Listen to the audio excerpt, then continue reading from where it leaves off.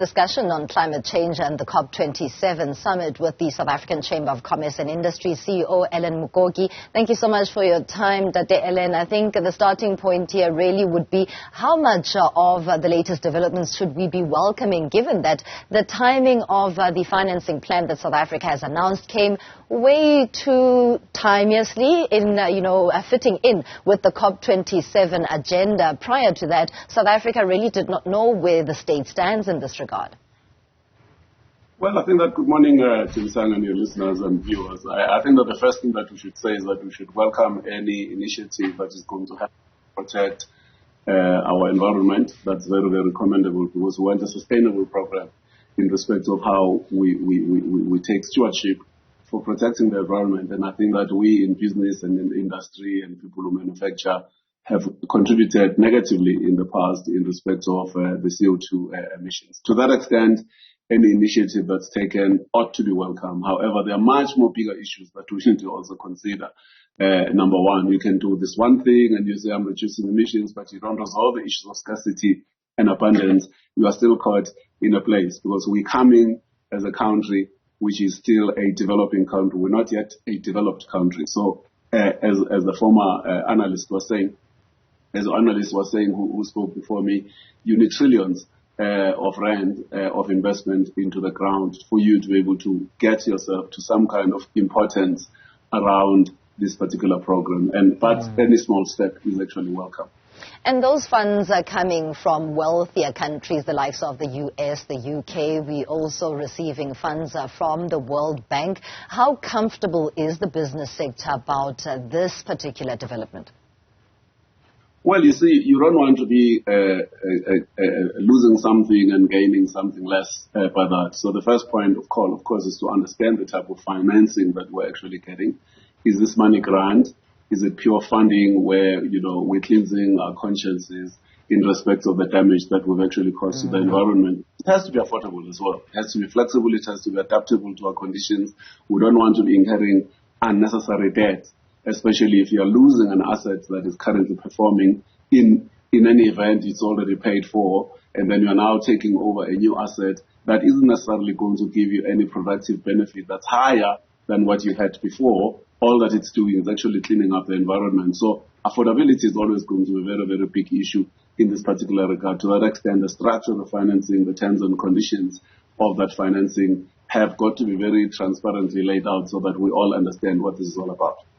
How much of a role then is the private sector going to play here? Because we know that some mining houses in South Africa have already started with their climate change transition, but the lack of regulation and the manner in which they roll that out has not been clearly defined in the previous times.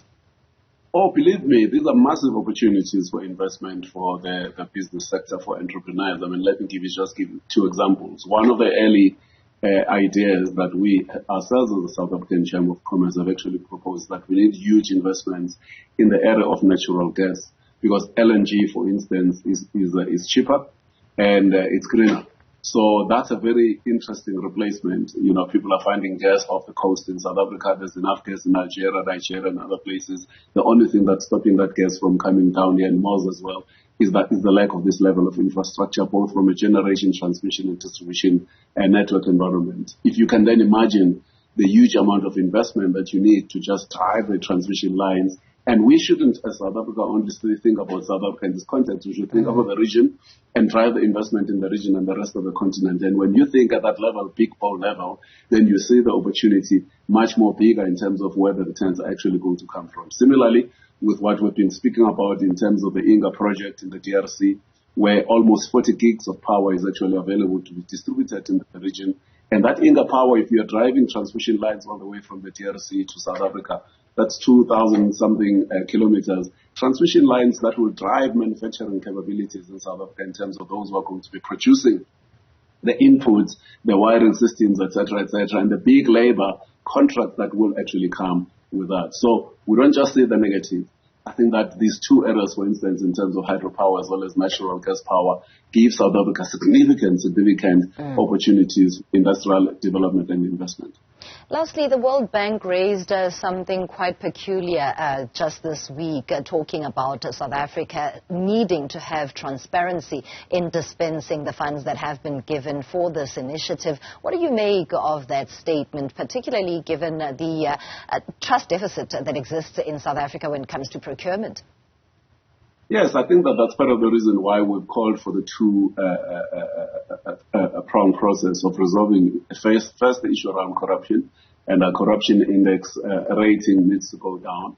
And to do that, we need to take a lot of the action that we're all talking about at this particular point in time. And I think that if you look at the initiatives of the Zondo Commission, where the NPA is moving in a sense aggressively, even though they are still under-resourced in our view, I think that those are very good initiatives that will say South Africa is now open for business and we're dealing with the issue of corruption. However, the other side of the coin is the idea of competence. Was largely, if you continuously create a system where the state is not capable and it doesn't necessarily support a meritocracy, you are likely going to get a lot of wrong people coming in whose intention and motivation is largely malfeasance, and they want to steal and loot the state. So you have to resolve both problems. In other words, the one is corruption, and the other one is making sure that you build a meritocracy, that the people who are coming into the state machinery are people who are very proven in terms of track record, qualifications, their ethics, their values, and all those things. So you do need to do both those things. And I think that we're making a bit of progress in those two areas. The government itself has announced